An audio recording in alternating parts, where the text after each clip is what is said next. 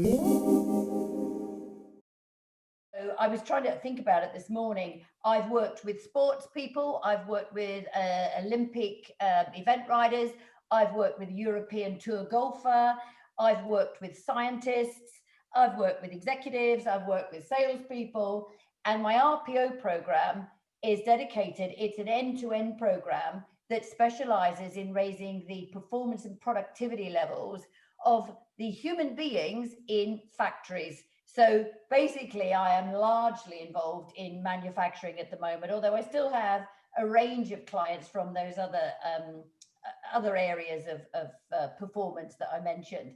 What I'd like to do, just to start off with, and I want everybody in the room to have a go at this, is just put up one of those little polls that we do in these things. And it's a multiple choice situation. And I'd like everybody to have a think about themselves, the people they work with, and if you've got a team that works for you, have a think about them as well. So it's yourself, the people you work with, and people who work for you. Now, what I want you to do is I want you to have a look here. Which of the following would have the most positive impact on your productivity levels in your working environment? So think about yourselves personally on this one. Which of the following would have the most impact on your productivity, make you more productive? Pay and remuneration, appreciation and recognition, empowerment and autonomy, or interesting and stimulating tasks? So it's an interesting one for you to think about. So that's my first question. So if everyone would like to press a button just on one of them, I know they all contribute, but if you'd like to press a button on one of them, that would be great. Thanks, Sherry. Appreciate that. Thank you. Okie doke. So let's have a look. Interesting and stimulating tasks seems to have it. Are you can you share that for us, Karen, if everybody's voted? Yeah, can everybody see the results there? Okay, so I'm just going to leave the results. I'm just going to leave the results there for a minute, Karen, if we can. Yeah. So what we've got is half of you in the room are saying interesting and stimulating tasks. Nearly 40% appreciation recognition and 15% of power and empowerment and autonomy, and nobody's put pay and remuneration. Now this is really interesting, and I want you to just keep looking at those numbers, because what I want you to do now is I want to ask Karen to restart the poll, if you could, Karen. Okay, restart the poll. Now I want you to think about employees. I don't know how many of you have employees, but I don't want you to think about yourself. I want you to think about the people who work for you. And I want you to answer the question again. This is not for yourself. This is for the people who work for you. And let's have a look if it comes out as any different. Because when I do this normally, it's quite interesting. So you're not thinking about yourself, you're thinking about your employees. And as soon as everybody has pressed their buttons, hopefully we can see. If you can share that when everybody's ready, Karen, that would be great. Okie dokie, this is my point. Why is it different for you to them? And why are you thinking that it's different for them? I mean, I could probably stop right now and not talk anymore, because my hint is it's no different for them than it is for you. And look at the difference. You know, nobody's put empowerment or autonomy. Interesting tasks has gone from nearly 50% down to 14%. Appreciation and recognition's gone up, but also we've got some there for pay and remuneration. So it's interesting to look at the difference. So the point I want to make this morning is this: you are no different to the people who work for you. What stimulates you and what stimulates them, there is zero difference. And I want you to remember that. Now, okay, I don't want to refer to COVID. I want to refer to what I call the new different. We are in a new situation now. We are working differently. However, we are still human beings. And us human beings have not basically changed too much in thousands of years. We are still pretty much the same. The world around us changes, And unless we adapt to it, we all know what happens to creatures who can't adapt. So we are all the same. The outside world is different. And I am going to, because I've only got 10 minutes, leave you with 5 things that people need in order to stimulate and increase their productivity. So the first one is, we need to know exactly what it is we should be doing. What it is we should be doing. Secondly, we need to know how to do it. Thirdly, we need to know how much of it we need to do. Fourthly, if there's such a word as fourthly, we need to know how well we're doing at it. And here's the biggie. The last one is, we need to want to do it.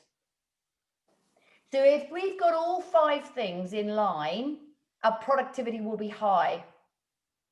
So it's really simple, but a bit like losing weight, simple doesn't equal easy. Losing weight is very simple. You put less in your mouth and you swallow less of it. And if you do that, you lose weight. It can't get much more simple than that. But we all know that losing weight isn't easy, because there's a whole psychological thing about eating. So this, although it's very simple, isn't exactly easy. Does that make sense? And if I come back to, and I know I must be coming up to my 10 minutes, Karen, if I come back to the poll that we did, okay, I'm all good. Oh God, I'm speaking quick this morning. If we come back to the poll that we did earlier on, the point with that is, one of the things you got right there was pay and remuneration. It rarely is a primary stimulator for productivity. It's not a primary stimulator unless you haven't got enough of it. Does that make sense? But it doesn't stimulate for more. It is a stimulator. And there's one area of business where for real productivity, it should be a stimulator, and that is people who are in sales. Yeah, I have been coaching and training and recruiting salespeople for many, many, many years. And unless they are stimulated by money, you will find they won't be your tip-top salesperson. It's not really an ideal job for them. So it's different for different jobs. It varies for different roles.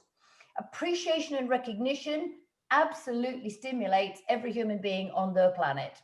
Every single one of them. I don't care if they say they don't want it. I don't care how British they are. Everybody loves appreciation and recognition, and that will have an impact. But on its own, that won't work either. On its own.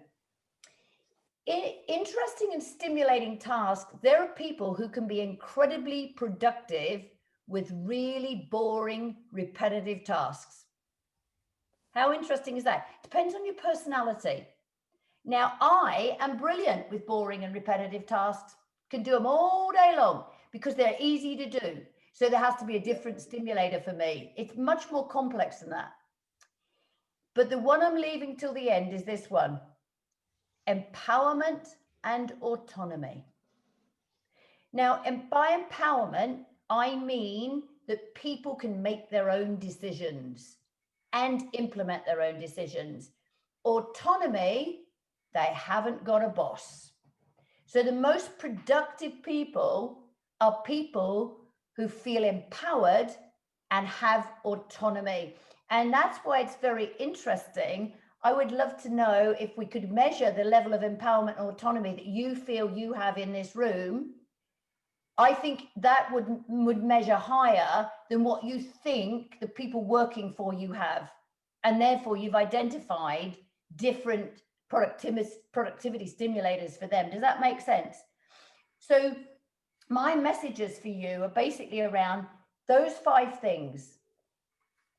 People need to know what they should be doing. And you would be amazed how often people don't actually know clearly what, even yourselves.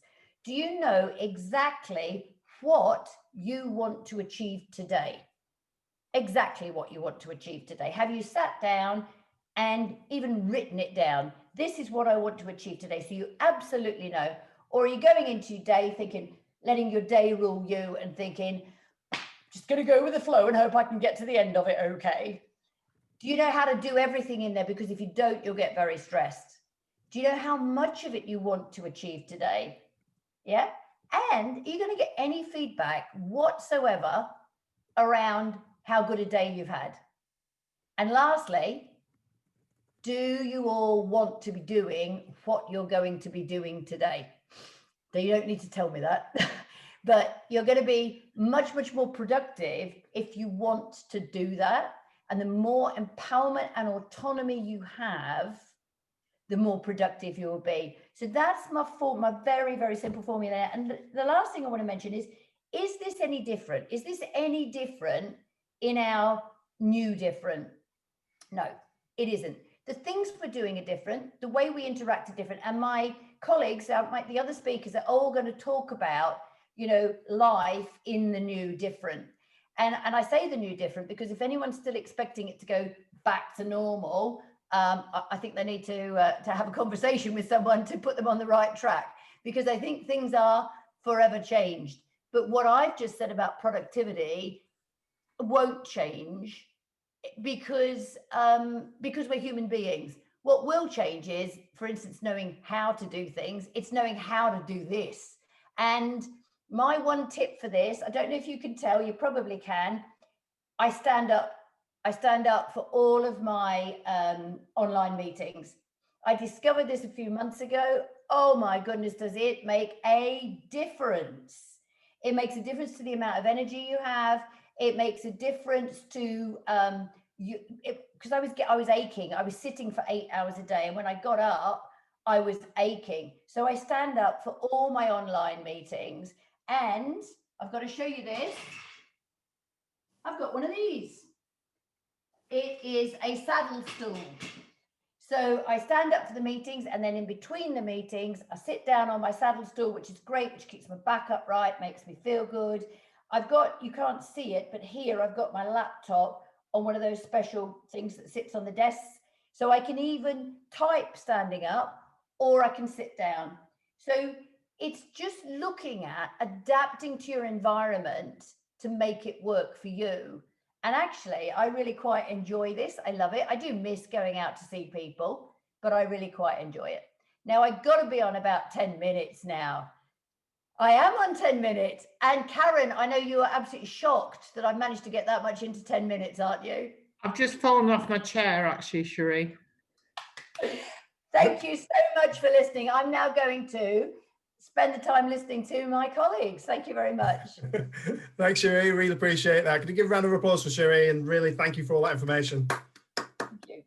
Really useful, especially the standing up stuff. I have like issues with arthritis. It's a real good point. When Cherie and I first met, you said about this, and actually I started doing it intermittently, and I talk and walk.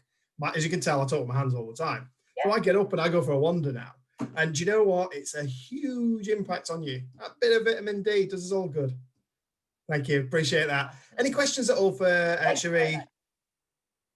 Any questions in regards to anything that you might have picked up on? Any pointers? Any praise for her? I suppose it's always good to start a Friday on that.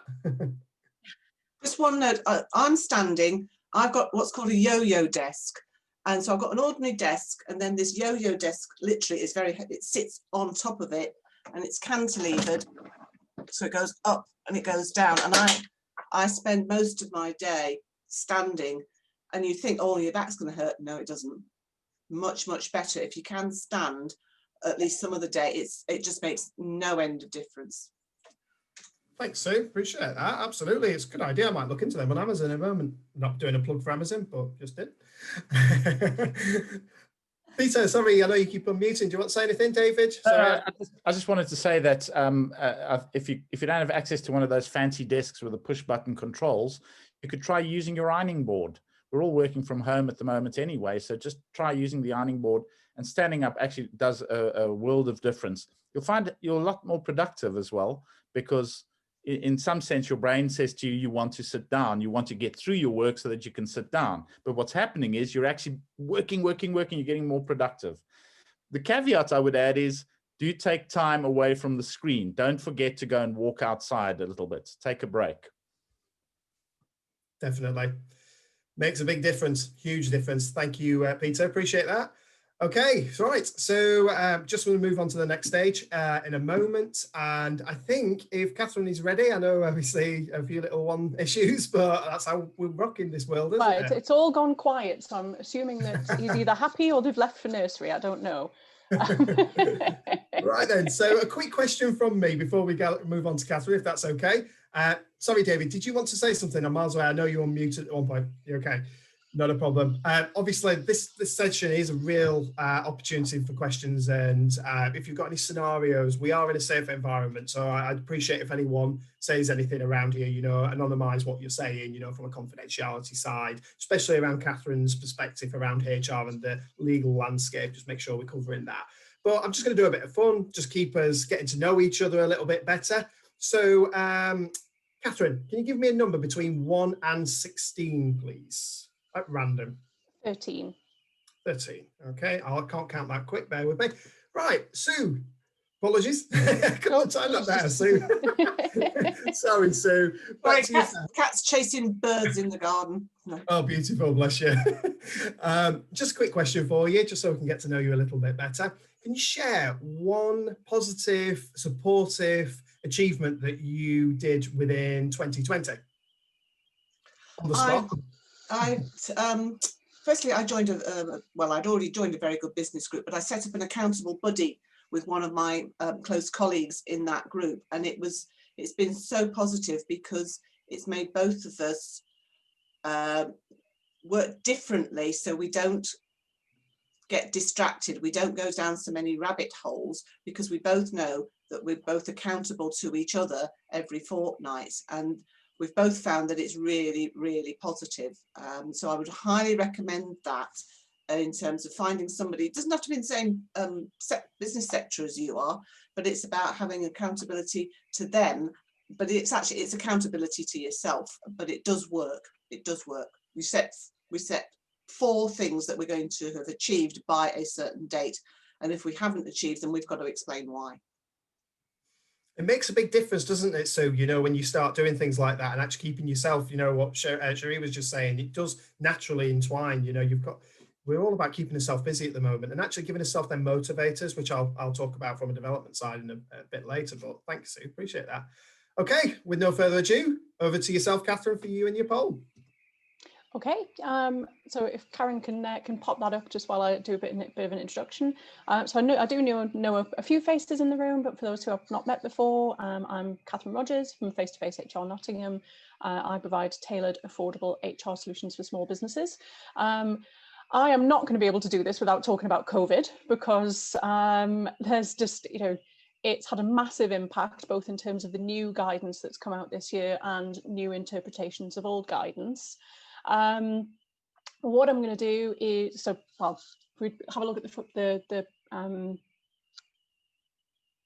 that one's not mine.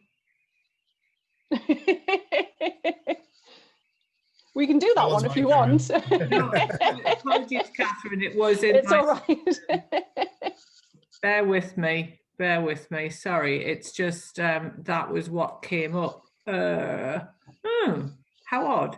I do apologise. Give me a second. Okay, no problem. It's the technology's not working. I'd loaded the poll and it's disappeared. I do apologise. Give me a second. No worries. Keep talking and I will do it. So what I'm going to do today is just really sort of talk through some of the questions that I've had from clients over the last few months around how to deal with some of the challenges that COVID has thrown at us, and the kind of the advice that I would give. I mean, you could probably summarise every single answer up to "it depends," because that's a very typical HR answer to anything. You know, there are lots and lots of shades of grey in my world as a general rule. So let's start with one that's been fairly big recently, around, can an employer insist that their staff get vaccinated? So, I mean, in the vast majority of cases, as you would probably expect, the answer to this is going to be no. It's not going to be classed as a reasonable management instruction for the vast majority of roles for your employer to say to you, you need to have any kind of control over a medical decision about what you put into your body. Obviously, it's a very emotive topic. Opinions are still very divided. Many people haven't decided what they want to do for themselves, let alone what they would expect their team to do. The only sort of limited circumstance where it could potentially be classed as a reasonable management instruction is if you've got people who are key workers or in the front line or dealing with vulnerable people, where it's potentially going to either put them at risk or put other people who come into contact with your business at risk by staff not being vaccinated. And that's more linked to health and safety law than it is to employment law, really, because obviously all employers under the Health and Safety Act have a duty of care to protect their team and to protect the people who come into contact with their business. If you have got employees who are really reluctant to be vaccinated and you're concerned about the impact that might have, well, there are other things that you could do. So you can continue to use PPE, so masks, hand sanitizer, hand washing, hygiene facilities, etc., and perhaps continue to use that at a higher level, even as we see restrictions and guidance perhaps drop slightly. You could look at moving somebody into a different role if that's a possibility. You could look at arrangements around working from home or changing duties, etc. So there's, there's never just one answer, and there are various different things that you can consider. Another question that's come up a few times is can an employee refuse to be furloughed? I think when the job retention scheme first came out, the guidance changed every week, sometimes more than once a week, usually at 5 o'clock on a Friday night. Thank you very much, Rishi, because that's what all HR people want to be doing, reading new guidance over the weekend. And helpfully, the government didn't sort of do an updates thing to start with. They just re-released all of it, all 70 pages. And then you had to kind of pick through it and try and work out where it had changed. But essentially, without, get off my soapbox about Rishi there. So essentially, yes, an employee can refuse to be furloughed. It is a change to their terms and conditions. They have to agree to it. Unless you had a short time working or layoff clause already built into your employment contract, under which circumstances you could furlough them under that provision, then you need to talk to them about what it's going to mean, how you're going to apply it, whether you're doing 100% of pay or whether you're doing 20% of pay. Obviously, then we get things like flex furlough, and we need to make sure we've got clear arrangements around how many hours people are working on and how many hours people are furloughed for, make sure that's kept up to date if it changes, etc. But ultimately, if you say to somebody, this is what I want to do, I want to designate you as a furloughed worker, and they say, no, I'm not prepared to do that, they do have that right. They can refuse to have their terms and conditions altered. The conversation you then get into is, well, what's the alternative to that?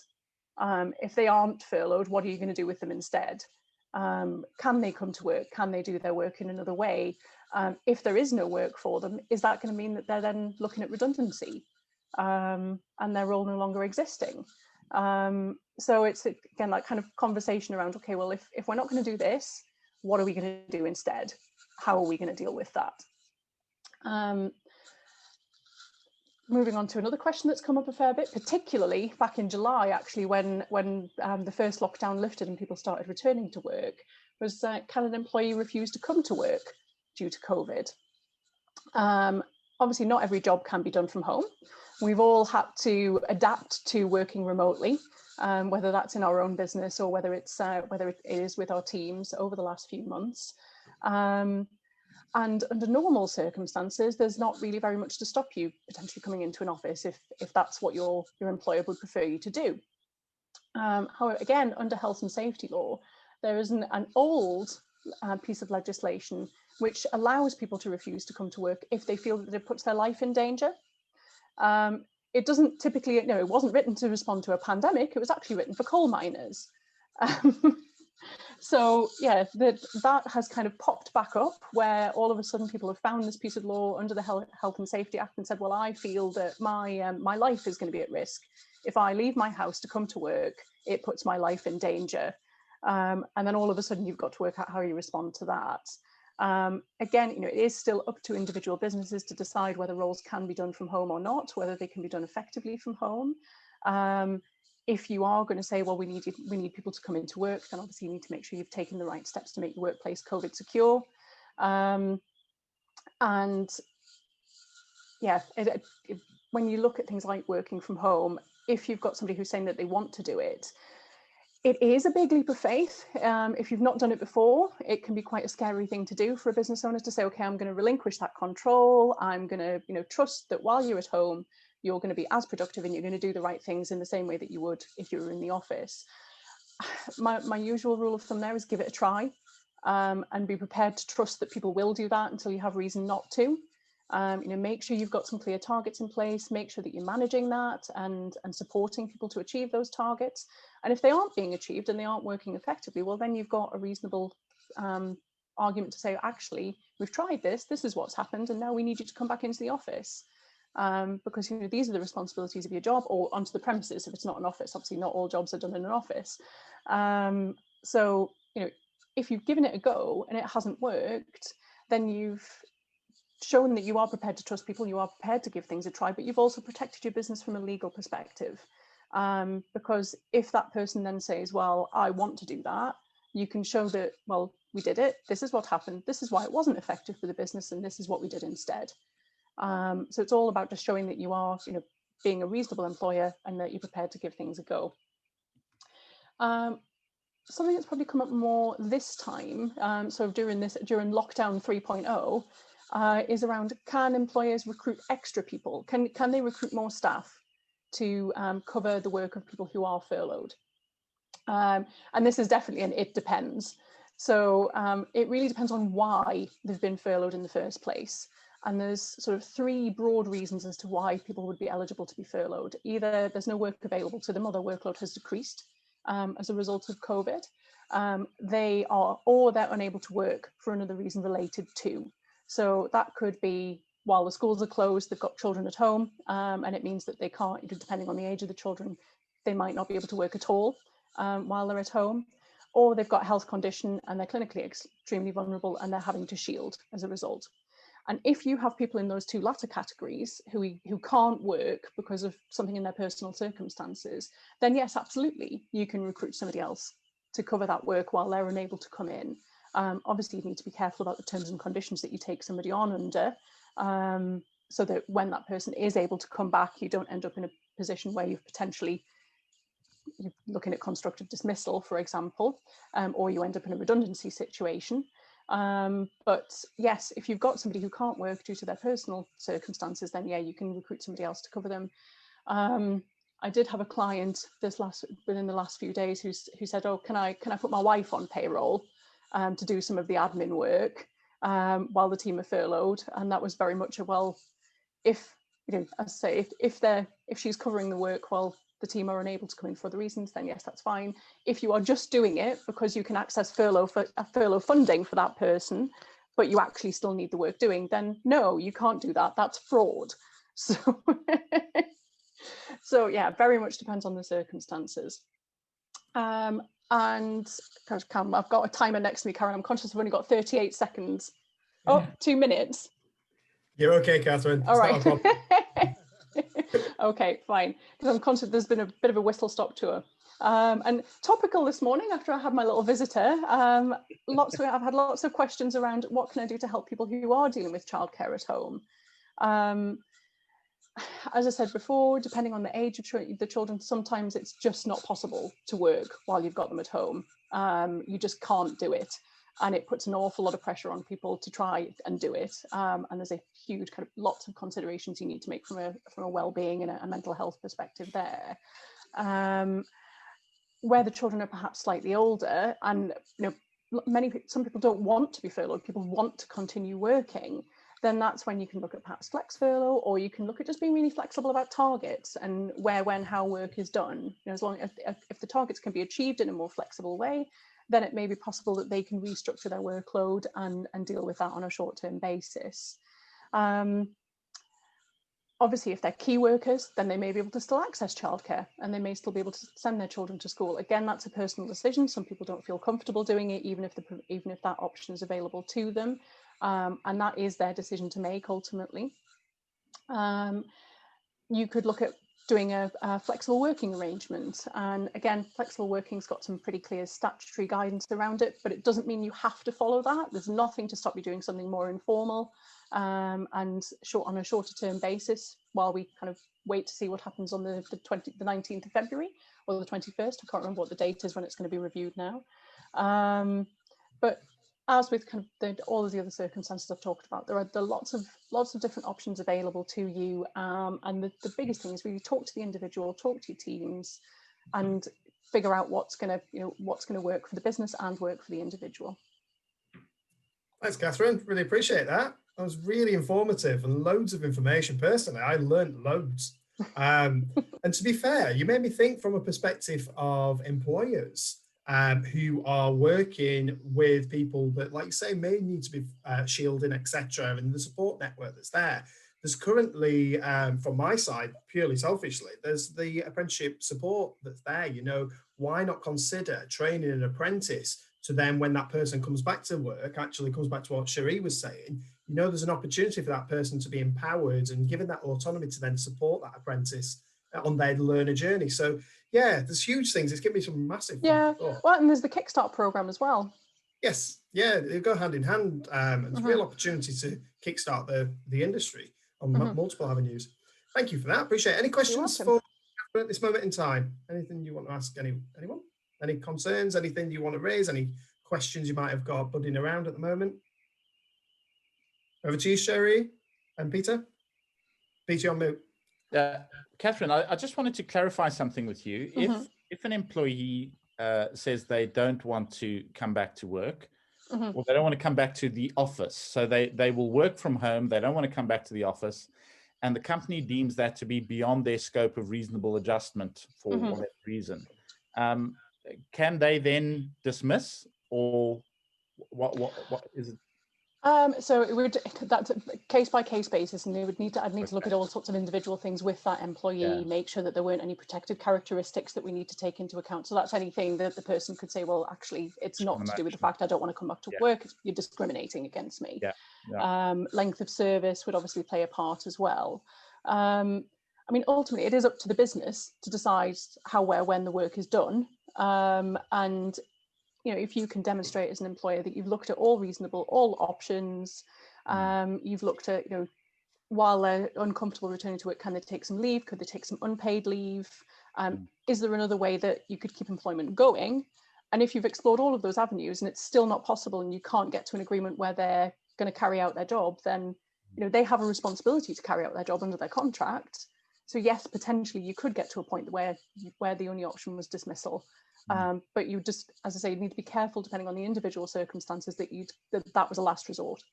Yeah, good. Thank you. Thank you. Cherie, you wanted to ask a question as well? I think Catherine's answer will be exactly the same to my question. I've got a real life experience of this. I was talking to a connection last week, and he owns around 10 care homes up in Yorkshire and Lancashire. Obviously, all of his staff, they're hugely busy. It was a massive insight into the impact of COVID on care homes. Hugely busy, lots and lots of staff, all being offered the vaccine. And he said 24% of his staff have refused. All young people. So I was just wondering about that. In a care home, you know, they're care workers. You know, not only would they be putting themselves at risk, but I guess they're assuming they're going to be okay, but they're also putting the people they're looking after at risk. And I guess what you're going to tell me is, well, no, go on, you tell me, what's the situation there with that? So, I mean, that comes back to, you know, could it be classed as a reasonable management instruction for that business owner to say you have to have the vaccine? And I get, you know, they probably need to look at the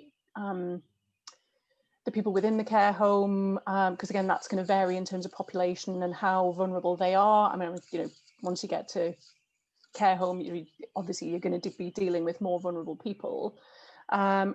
They have been managing so far with, you know, before the vaccine was available, they've all been able to continue working with PPE and masks, etc. So, you know, could they continue with that? Could they, you know, is there a way to keep it going that way? Obviously the vaccine is ideal, that gives them all more protection, but are there other ways that they could continue working?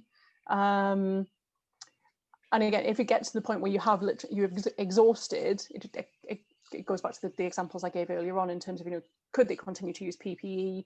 Is there anything else that those people could be doing so that you limit the direct contact with their clients within the care home, with the people that they're looking after? And if you kind of go through those checks and you get to the point where you've tried everything and you've exhausted the alternatives, and the only way to keep their employment going is for them to be vaccinated, well then yes, obviously it's going to be much more of a reasonable instruction. Yeah. I was surprised because I thought you're working in a care home, they've got a high mortality rate in his care homes from COVID.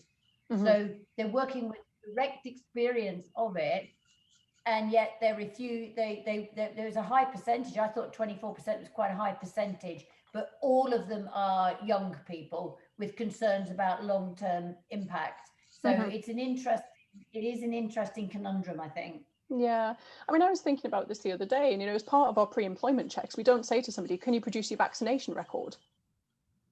Right. We've all got one from being children. We all have to go through the vaccines that you have as part of the NHS in the UK. And we don't say to somebody, regardless of their job, even I'm assuming they don't, I've never heard of it in any form of recruitment, where you say, oh, by the way, in order to be safe at work, can you just prove that you've had all of these vaccinations? Cats and dogs do, don't they, when they go into catteries and kennels? Yeah. So maybe that's a change we'll have to, one of the elements of the new different. just going to bring in, if that's okay, Hannah, I'm just thinking from your perspective, obviously, apologies, Hannah and I know each other relatively well, and Hannah's worked in recruitment for a number of years, and I'm just mindful, what's your thought from a recruitment perspective around that onboarding, and what's the legalities? Any ideas? No, not personally. Like, obviously I worked in temporary recruitment, but I, because as a result, we would kind of take on all the pre-employment checks, the compliance checks, everything like that, right to work checks and everything. I could definitely see it being part of that. Like, I worked with huge contact centres up in South Normington that were very, very kind of particular on what they wanted, and it was our responsibility to make sure they got that. So I wouldn't be surprised, it's in a contact centre, there's not the social distance measures that you need. Sometimes you simply can't kind of be distant. So even with PPE, I would see, I could probably see it happening, them having to see kind of a vaccination record of them getting the check, the vax. Yeah, and just in terms of kind of, because normally when you fill in your health screening or anything like that, it's done completely separate to recruitment. Yeah. It's kept, if you do give any information on your kind of health or then usually it's got to be treated as confidential and separate to the rest of your application, because it's you've got connections to potential discrimination there. Yeah. If somebody puts a vaccine record in and then all of a sudden that's the only reason that they're rejected for the role, there's all sorts of implications there under disability discrimination potentially. Hugely. That was my thoughts, to be honest. Absolutely. Thank you, guys. Appreciate that. Charlotte, sorry, I don't know, Sonia, you yourself as well. Bear with me. So just saying the world's going mad, isn't it? I'm, if anyone knows me, I'm quite a straight talker, and I just think, oh, for the love of God. On that note, I also wanted to know what Ian had to think, because Ian is also an HR expert, and I know I've worked with Ian in the past as well. Have you got any thoughts on what Cherie was saying, Ian? Yeah. I mean, I totally agree. I mean, it is the health of others. As Catherine was saying, especially when you're in a care home, the employer's got the duty of caring for others. So the patients, or the care, obviously the elderly in the care home. So I think that's going to be a hurdle. That's going to be an interesting one to see when it comes in and actually goes through the tribunals, because there will be cases. We haven't had a case on furlough yet, I don't think. Is that going to be, and all of those? So it's going to be an interesting year, because they'll start to filter through pretty soon. So yeah, it's going to be, makes our life a bit more interesting. Definitely does, Ian. Thank you for that. Sonia, apologies. Oh, no problem at all. Actually, it's slightly started to be covered. My question was, but rather than the current climate, with a couple of my clients, we've been looking at the future and talking about recruitment and whether the vaccination is a reasonable question to ask. I wonder whether you have any thoughts on that. You've sort of slightly touched on it, because we're going to get into the realms of, at interview, obviously you can't ask age and various things now, and possibly the vaccination would be something that, depending on the line of work they're being asked to do, whether you could say it was reasonable that you would be asking that, and whether you would be reasonable to judge whether the lack of a vaccination would be sufficient for you to have not recruited on that basis. Because obviously, like you say, the health part is not normally until we've recruited and we're doing our checks. So and you're very limited on what you can ask at interview and what you could have been judged. So that sort of forward planning and forward thinking is going to be a really interesting concept for some of my clients. And we're starting to look at it, but like you say, there's no cases, there's no case law, there's no precedent on it.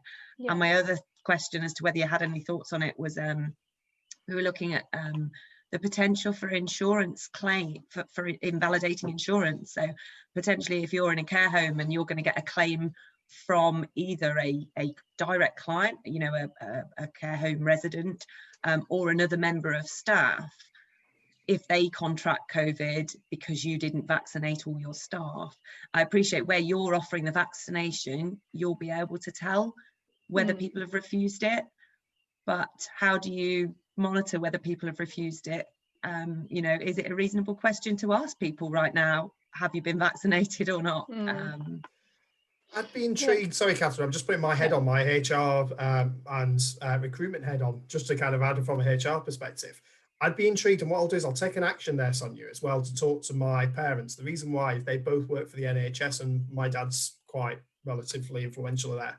So I'll ask the question, because I can imagine the NHS are having similar sorts of conversations, and they must have got a policy or something around this. It'd be intriguing to see how it looks. Sorry, I dread to think of the poor NHS's HR department right now, and yeah, exactly. I can't imagine that they're getting much sleep. Yeah, I mean, to do the recruitment one first, in terms of could you insist that somebody had been vaccinated as part of your before you were offering them a role? I think it's going to depend on the job. And what the requirements of the role are. I mean, say if they have to do a lot of travel, and other countries start to say, well, you can only come into the country if you've had your vaccination.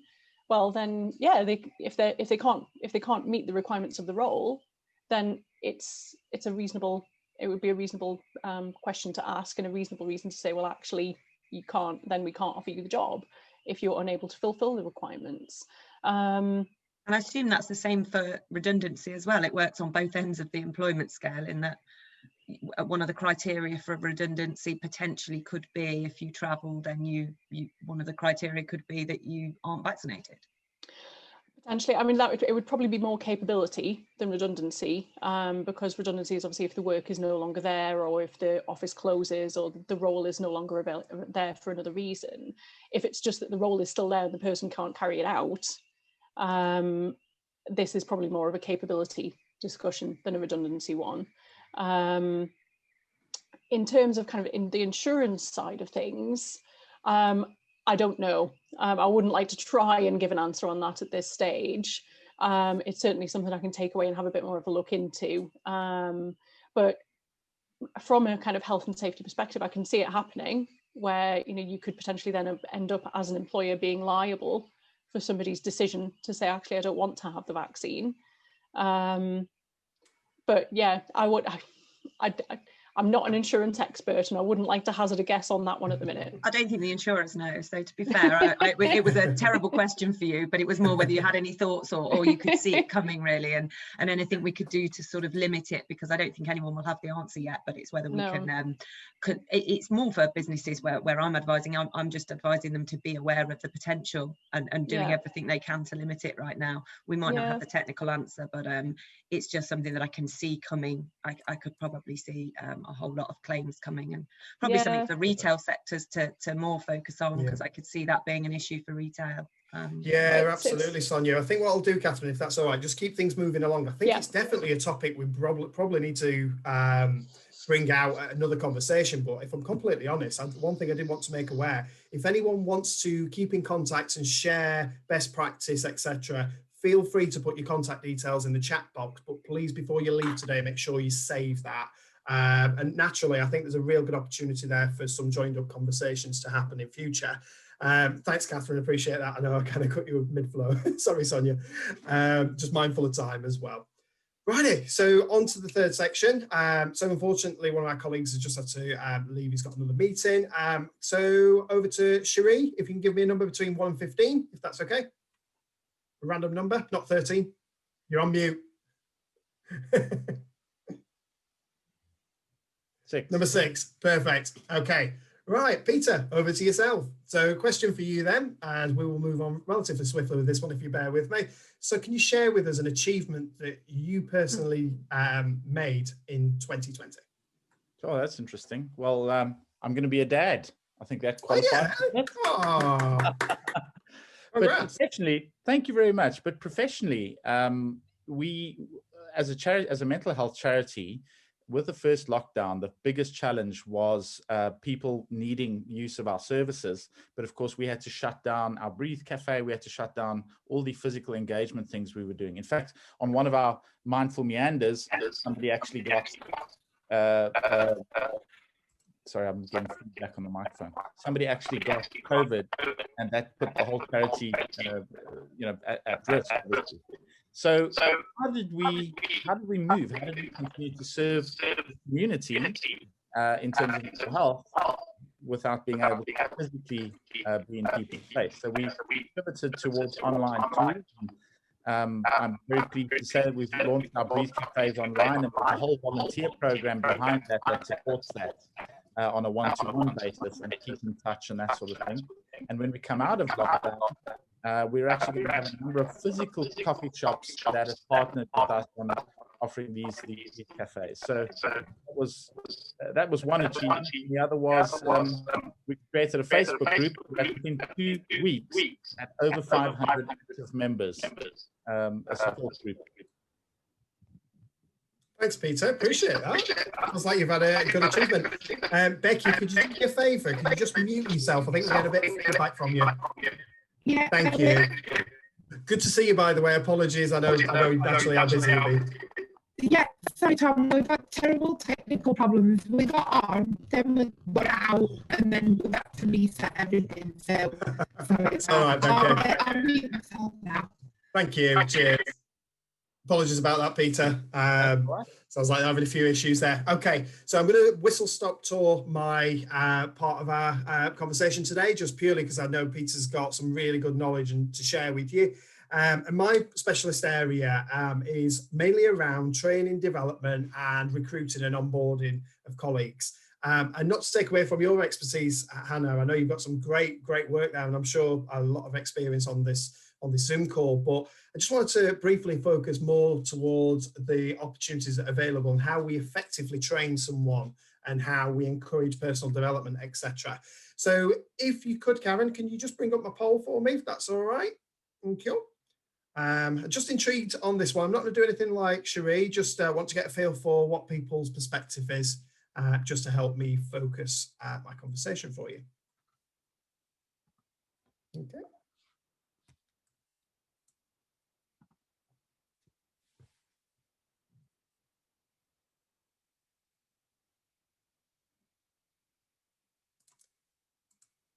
Okay. Thanks, Karen. If you can share it when you can.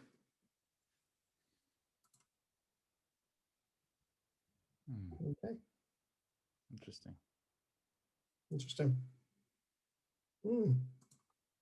Yeah, definitely interesting. Improving staff engagement. I think it's a huge thing. You know, it's all about that communication, and that's a key message to us. For me, it's about, so I'll talk on recruitment actually first, if that's okay, just purely because obviously the conversations we've moved on from, it feels quite nice. And at the moment, you know, just kind of build on what I said there, there's government incentives available. And one of the things I really empower employers for at the moment is to support themselves with obviously that cash flow. And you can do that through government incentives that are available. The Kickstarter that Catherine just mentioned, there's information out there and support from the DWP perspective, and also the apprenticeship incentive. So at this moment, as we know through furlough, one of the things people can do working from home is actually they can continue to develop through their CPD. And actually, as part of that, it could be an apprenticeship program. And actually that could work alongside colleagues to upskill people who might be in a manager's position. So you want to give them the right knowledge, skills and behaviour to be able to achieve what they can there. So I really recommend focusing on that. Naturally, that's my expertise as well, apprenticeship, as well as obviously apprenticeship recruitment.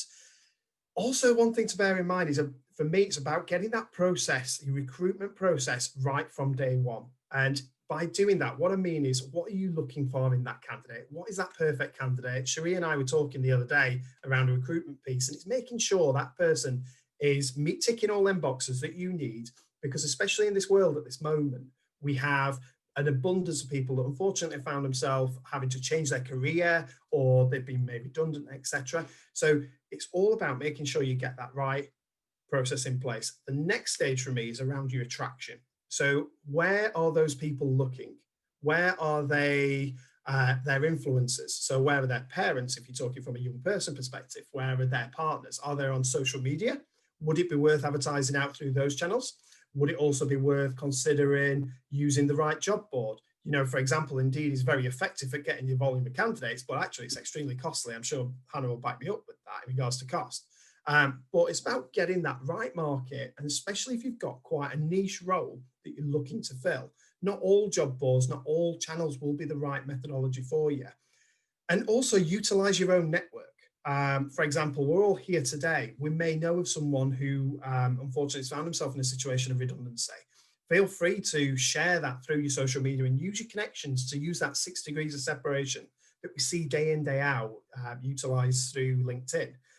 The next thing for me, it really is about being aware of your own unconscious bias. And that can come from our birth, our childhood, our socioeconomical backgrounds. It can come from all sorts of different environments, and naturally being aware of that. And I really empower anyone who's managing a team or recruiting someone to look to embed some sort of training for himself, understanding their own unconscious bias, because it is natural. It's absolutely acceptable to have it, but being aware of it actually helps you when you're recruiting someone to make sure you're giving everyone and phrasing a question correctly, because the last thing you want to do is leave yourself open. I'm sure Catherine will back me up, to anything that's going to potentially put you at risk of an unfair recruitment process and potentially discrimination. So you want to make sure you get that right. It's about gathering as much personal information as possible, but keeping it personal when we're talking to the interview process and your screening. So make sure you get that screening process absolutely right. Naturally, the next bit for me is all about, you need to make sure. I had a situation a while ago, let's bring it back, where I worked with a large client, a multinational company, actually over 180 sites throughout the world. Long story short, they recruited apprentices into their roles, but their recruitment process was so robust based on their target market. People were just falling out of the process. They were not getting through to the interview stage, and they could never understand why. They were never filling their cohorts of people starting in their business. So I work with them to understand it's got to be right to the market you're working on and understanding technology and things similar. But when you're interviewing someone, keep it personal. Absolutely keep your objectivity, but keeping it personal will get that opportunity for that person to really come out of their shell and actually shine in that interview. And you might see an opportunity, you know, a diamond in the rough or something where you might be able to work with someone. It might not be right for that role, but it's the next opportunity you might come your way, and it might actually inspire you to create another opportunity. And it's about the next bit for me is my massive bugbear, I'll be honest, and I love it, especially in these winter months. It's about keeping people warm. Absolutely, huge, huge piece. It literally, if you've got a recruitment process that takes 3 months, their working notice, whatever it be, keep in contact with them, even if it's a quick text message. It's a huge little incentive. And I've got to make a shout out here to Charlotte, to be honest, because 2 weeks before I started with Training for Business, I received a nice little card through my door saying, really looking forward to having you on board. Absolutely. Do you know what? It made me smile, Charlotte, especially in the dull time that was. And thank you. Appreciate that. So that for me is my whistle stop tour of recruitment. We can go into so many conversations around it. Training and development comes naturally. You know, there really is an opportunity for making sure you encourage people to develop themselves and actually identify that The main thing for me is for them to understand their own motivators. If they don't understand what motivates them, how are you ever going to be able to support them to train and to develop their own skill? And we all fall into this recruitment plan of, especially in my industry, you know, we're working with young people potentially. So there's elements of, and vulnerable people in general. So there's elements of safeguarding training, etc., which is all mandatory training. But try not to impose it. Take them on that journey, you know, make sure it's facilitated, it's interactive, use technology what you can, especially like we are now. There's tools out there where you can do surveys within Zoom. You can do other activities where people might have whiteboards and they're scrolling all over it, and keep it really interactive, because that's how it's all about the learning.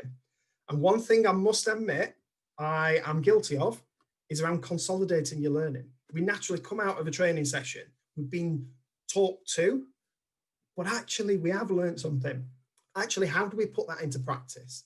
How do we, as a recruiting manager, delegate responsibility for someone to put what you've taught them into practice? And we are very guilty of that. We fall into that rat race that that's their mandatory job.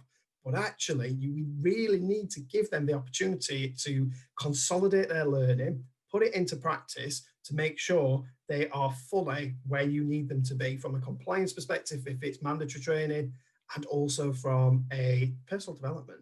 You know, it's about, one thing I learned about this industry I work in at the moment is the apprenticeship industry's changed. And I know I'm waffling on a bit, Karen, so give me a quick thrust across the throat in a moment. All right, and just feel free to mute me, it's fine.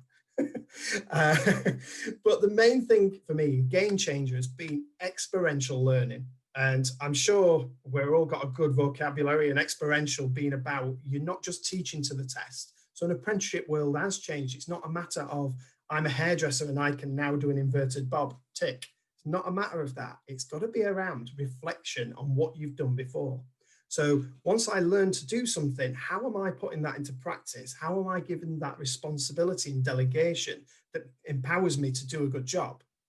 And how do I then make sure I carry on doing the same thing through experiential learning? So every time you get on a bike, you remember you put your hands on the handlebars, you put your feet on the pedals, and that's what it's about. You've got to make sure you put that in place. And it's really about working with them to keep it continuous as well.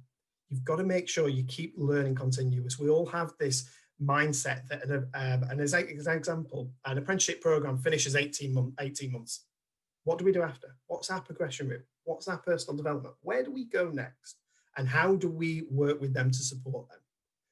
And for me, again, and I will summarize on this, it really is about understanding that person that makes them work and makes them tick and gives them that clear, this is what I want to do. Some people motivated by money, absolutely. I am, always have been, always will be. But at the same time, I'm actually more motivated by a nice pat on the back to say, good work, you did that. And actually I sleep better at night that way. Money don't make me sleep, if you follow me. Plan for success. Make sure you get this right. And Karen, I'm going to shut up. Okay. Right, so that's over from me, guys. Any questions at all? That feels really weird because I normally come back and I ask that question. Any questions at all around selective recruitment, etc.? Oh God, apart from, you know, whenever the recruitment process, someone might ask you, is that an icebreaker? I've got to ask it. I will ask it. Third person, right. Ian, over to you. Summarize yourself in 3 words. You're on mute. Yeah, it's all right. Lay back. Number 1. Straight talking. I don't know. And then another one. It's always a tricky one. I'll give you 2 for that one because it was a two-worder. Funny, Ian. There you go. You can have fun. He's great on a night out, Ian. I'm not going to say any more.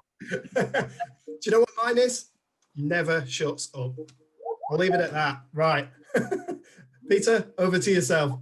Thanks very much, Tom. All right, we've got just on 10 minutes to the end, and I was hoping to share with you today some elements from our workplace well-being program. It's a training course for managers. It's something that we're going to be doing in conjunction with Training for Business. providing the mental health aspect. So very briefly, a little bit about SureMind. We're a mental health charity.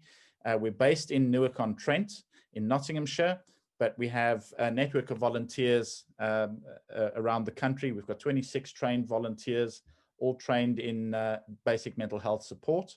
We run a Breathe Cafe, which is a safe mental health open zone, Tuesdays and Thursdays. So please do go and check out our website. Go and look under upcoming events. You will see the Breathe Cafe scheduled there, and encourage your employees and your staff as well. Anybody that just needs a break, just needs a bit of a chat and a conversation to join in the Breathe Cafe. Or if they want one-to-one sessions, we do breakout rooms. It's done on Zoom like this, and we do breakout rooms with our trained volunteers, so people can have a one-to-one session if they need it.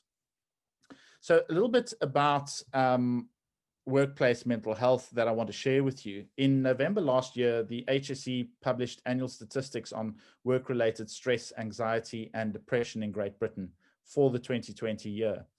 Would it surprise you to learn that 828,000 workers suffered with work-related stress, anxiety, or depression in 2019-2020? 17.9 million working days were lost, and this rate is increasing year on year. 51% of all work-related ill health cases in 2019-2020 were as a result of work-related stress, anxiety, or depression.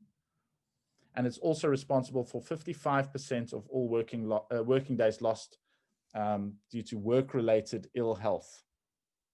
So that's quite important. I mean, a lot of sick days that are being taken are related to mental health issues, but not being written down as such because of the stigma of mental health, and because people fear that speaking to their superiors about their mental or emotional well-being may jeopardize their employment, or at the very least jeopardize their pay packets at the end of the month.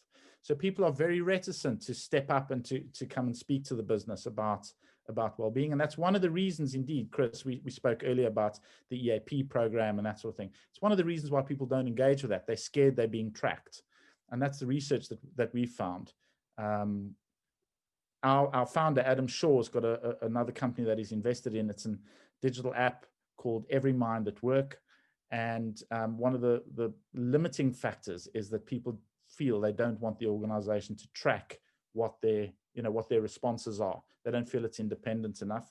And that's, very much where we come in as a third party.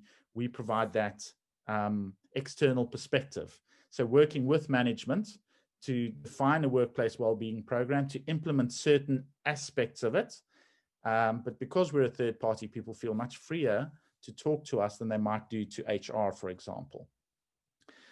But I thought I'd focus on a few things that you could take away with you. And here I think it's important to consider that mental health is something that we all have, just like physical health. Mental health doesn't only refer to having a diagnosed mental health condition or a mental condition. It also refers to stress, anxiety, burnout, feeling low. And these are normal emotions that all of us have at any given time in our lives. I don't believe that anybody can get experience in life without having experienced some kind of mental health setback in their lives, whether that's bereavement, whether that's a depression, or whether it's a diagnosed condition. And the thing is, even with a diagnosed condition, it shouldn't hold you back from leading a normal life. Adam Shaw, our founder, suffers with OCD, has suffered his whole life with OCD, went undiagnosed until his adulthood, but despite that, had a very successful business career, made a bit of money, which put him in a great financial position to start this mental health charity and other businesses and that. And he still carries on. But he's working with a diagnosis. He's medicated for his OCD, but despite that, leads a very normal life. So that's the first important point. Everybody has mental health, just like we have physical health. The next part that I want to focus on for you is anxiety, depression, stress, and burnout. These are key topics that you need to familiarize yourself with. And indeed, I'd be more than happy to engage with you and your organizations on any of these. But just very briefly, I think it's important that we understand these things within ourselves and can identify the symptoms in ourselves, because it will determine how we interact with others. With COVID, with work from home, with all of us being on Zoom calls, and I'm sure for many of us here, we're sitting on Zoom calls at least 4, 5, 6 hours a day, and that can be extremely taxing on your own well-being. So anxiety is broadly defined as a feeling of uneasiness and worry. And there are physical symptoms: difficulty breathing, feeling like you're being suffocated, chest pains, pale skin, sweating, shaking or tremors, digestive problems, tingling in the feet and hands or weakness of the hands, dryness in the mouth, having nightmares, irritability, poor sleeping habits. These are all symptoms of anxiety. And it's natural that we will have a certain amount of anxiety in our business lives, especially at the moment. Some people are having anxiety about furlough, about personal financial circumstances. That's a big one, by the way. So if you want to give your employees some training in how to manage your financial circumstances during COVID, that would be a good way to address a big portion of anxiety. Most of our corporate sponsors that we work with, when they do well-being surveys, are finding that personal financial circumstances is, if not the top, within the top 3 of mental health challenges that they're facing. The other thing I want to point out is, don't be hung up about terminology. Whether you call it mental health or whether to culturally appropriate it within your business, at the end of the day, it boils down to the same thing. It boils down to mental and emotional well-being. And that's the key. Your programs are as much training as they are a culture change within your organization. You need to change people's mindsets around mental and emotional well-being. You need to change their mindsets around mental health and get them to speak up. And the best way to do that is to arm yourself with the knowledge of what it is yourself as the employer or as the boss, so that you can encourage people to open up about how they're feeling and be authentic about how you're feeling. Depression is a low mood that is sustained for a long time, and it's characterized by not being able to see fun in the things that you usually would enjoy and have fun with. Zero fun, you feeling miserable about life, nothing excites you, nothing impresses you. That's a sure sign of depression. There are many work-related causes of depression, and these include things like a wrong fit in the job role, so misaligned job role, misalignment between company values and your own personal values, working parent guilt, interpersonal discomfort, not getting on with your boss. These are particularly important right now, because with Zoom meetings and things, and with people working from home, it's very difficult for managers to gauge how their employees are really, really doing. It's very easy for us to, put on a brave face and put on the Zoom camera and just look perfect. But inside we have that inner turmoil and that inner stress. And for managers, it's very difficult at the moment to see how employees are doing. So I encourage you as managers, take the time to engage with your employees on a one-to-one basis and check in with them. Stress, well, there's good and bad stress, right? And I suppose at the moment, everybody is under terrible stress, and it's natural that people's stress levels will be elevated at the moment. Good stress is, encouraging people to achieve deadlines and to work towards the common goals of the organization. That's good stress. You need a little bit of stress to kind of get the job done and to focus and to get things achieved. Unfortunately, there's the negative side of stress where that can lead to mental health problems and make existing mental health problems even worse. Situations that put excessive pressure or excessive periods of stress on one individual, one good worker that's being overworked and given an extraordinary amount of tasks because the others are perhaps not coping. So beware of how you are deploying work-related job roles so that you're not causing too much stress in one or just a handful of employees. But again, and we're running out of time, unfortunately. I'd love to continue this discussion. I would encourage you to go and read up more, or certainly come and speak to us about this. stress, anxiety. Stress obviously leads to burnout, and that's something that you all need to look out for yourselves. And finally, of course, be open with your workers, be receptive to their feelings. And last but not least, Karen, can we please have the poll? There you go. Thanks, Peter. Appreciate that.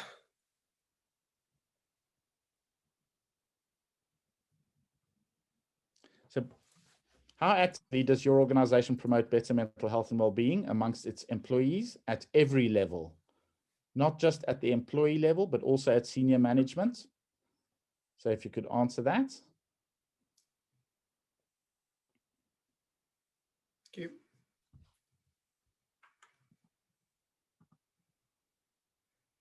Just while Karen's displaying that all, really appreciate that. Thank you, Peter. That was absolutely so informative, and I've learned loads there. Absolutely. And I think we definitely have only tipped the part of the iceberg that I think we can chisel away and get some more and more information, and definitely one for a future event. Yeah. Yeah, interesting. Are there any questions on that? I think what's interesting from that poll is that people perceive it as an HR issue. And actually, it's not an HR issue. You must remember, HR is a function, just like IT or finance or whatever. Emotional health and well-being in an organization is a cultural thing, and it's got to be driven from the top. So your MD, your CEO, and your board are the project sponsors to have a healthy emotional well-being culture within the organization. It has to be driven from the top. Yeah, just to add to that, Peter, in terms of the kind of view of mental health as an HR thing, a slightly different example, but something that always ends up on HR's desk is the conversation where anything that's really difficult. And the example I always give is a colleague with BO. And all of a sudden it's this person that they sit next to their manager, they talk to them every day, they know them really well. But then all of a sudden it's like, oh, well, I can't possibly talk to them about that, over to HR. And actually, they're far more likely to have a productive, useful conversation about something that's difficult with somebody that they know, rather than, I mean, again, this very much depends on the size and style of the organization and how integrated HR is. Yeah. But it's more likely to be more productive if it's with somebody that they know and they feel comfortable with, rather than just let's roll out this person from HR to have a conversation with you about something that's really personal and difficult. We encourage people to appoint mental health first aiders that are actually opinion leaders, and therefore across the organization. So at every level or every rank within the organization, you have mental health first aiders that people naturally gravitate to talk to. These are the people that stand in the cafeteria networking with a whole bunch of people, or that people come and tell their weekend stories to. Those normally would be the ones that we'd recommend for mental health first aiders. Go ahead, Chris. I think you had a question. Yeah, I'm sorry, it wasn't really a question. It was more of a statement around HR, of the fact that I'm running a global emotional wellbeing project. We don't call anything mental health in our business. We call it emotional wellbeing. And we don't use any of our HR staff as emotional support first aiders. We use the people that get the maximum contact time, as in the team leaders, supervisors, and they are trained through difficult conversations, etc., anyway, for our LEAP program. And HR are really just the emotional support champions on site, the people that put up posters, organize events, etc., That's how we're doing it. Yeah, that's brilliant.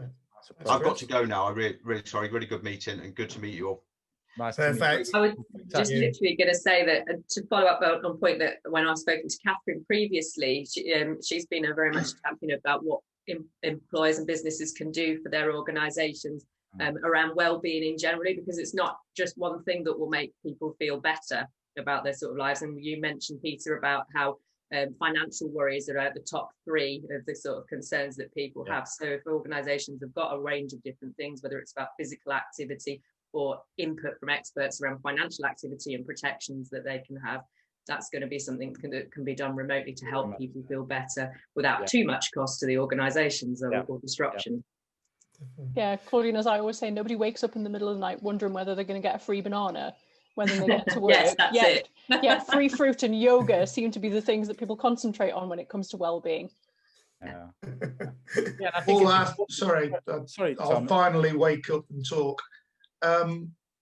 Sorry, all our staff get their support via the Vitality private medical insurance we've put in place for all staff. So we would recommend them to contact Vitality when they've got need of counselling.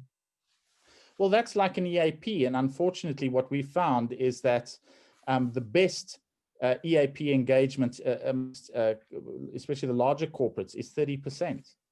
So what's happening to the other 70%? It's, you know, whether you call it mental health or workplace well-being or emotional well-being, whatever you call it, the important thing here is to realize that it's personal. So each one of us in the organization is actually responsible for our own well-being and for that of our colleagues. I mean, if you see somebody struggling, you should ask them about that, get them to speak to you and listen, really listen to what they're saying, because maybe you can help them. Being preventative is a far better approach than being reactive. Mental health first aiders are reactive. You know, that's by the time somebody gets to a mental health first aider, you've got a full-blown problem as an employer on your hands. So you want to stop people actually needing to use a mental health first aider. And the best way to do that is to train and educate. So I'm happy that Shawminders is going to be working with Training for Business on educating managers about mental health. 100%. Thanks, George. Thanks, Peter, Catherine, Claudine. Absolute mind-blowing, you know, the information there. And I genuinely think, you know, this conversation